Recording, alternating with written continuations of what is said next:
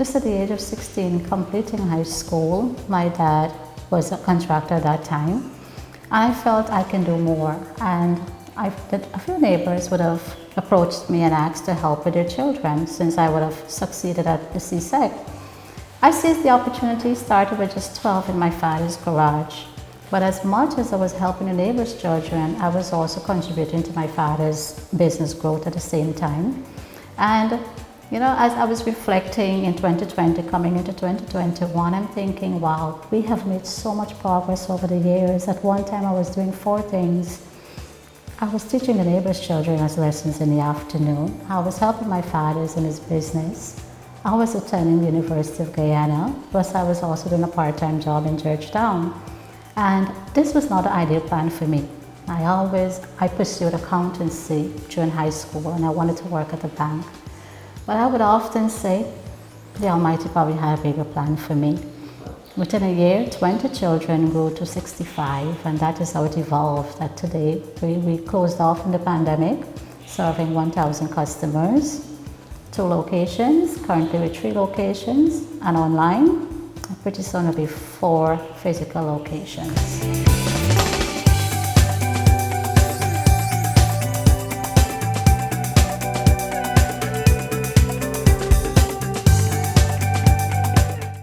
I feel very excited to be recognized, for our achievement over the years and for the contribution that we would have made in 2020 within the education sector. I think that is worth celebrating.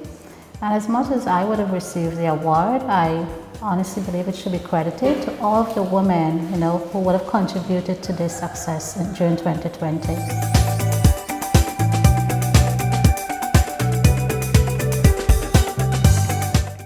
I've listened to the president of the Chamber of Commerce in his opening speech talked about resilience, and that is exactly what it took to get through the pandemic, not just for your business to survive, but rather thrive. What contributed to that is great teamwork. Use everything. For me, it's either you win or you learn. There are no failures where we're concerned. And the pandemic hit. At first, we saw it as a challenge. But when you really understood it for what it really was and what we had to do, we had to adapt really fast. Smart School in itself talks about a lot of innovation within the classroom. You're incorporating a lot of technology within your curriculum. And ideally, that was the plan before the pandemic. But with that coming, in last year, March, you had to do it.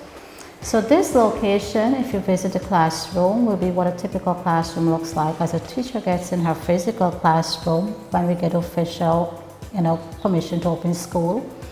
She'll be teaching from a projector. And, for me, I find that this is the new way of teaching. This is how you can capture the attention of the children. And as you enter a classroom, you connect a projector screen, you teach with PowerPoint slides. It's more interactive teaching.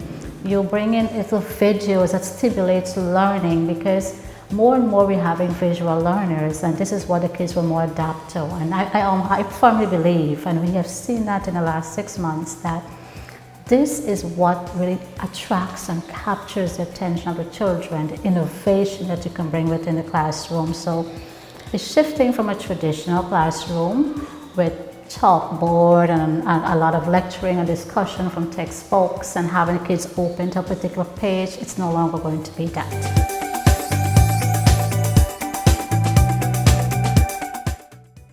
Camille's Academy. We've rebranded. Yes, we've rebranded. It's now Camille's Academy Inc. It's an incorporated business. We're no longer operating as a sole trader. So now I'm actually accountable to a group of people, and these are investors. So 4th location is currently under construction. We have an investor, and that is in Crane on the west side. So after the 4th location, we will redirect our effort into upgrading our Diamond location to bring that up to the level of a smart school, a typical smart school as well. And I see within another 3 years, my biggest goal or my plan is to start giving back, because it would have been 25, 30 years within this industry. And ideally, my plan as an educator is to start a non-profit organization, but pretty much engaging children with different abilities, a school with special education needs. This is one way I want to give back. I would prefer to see more of a collaboration.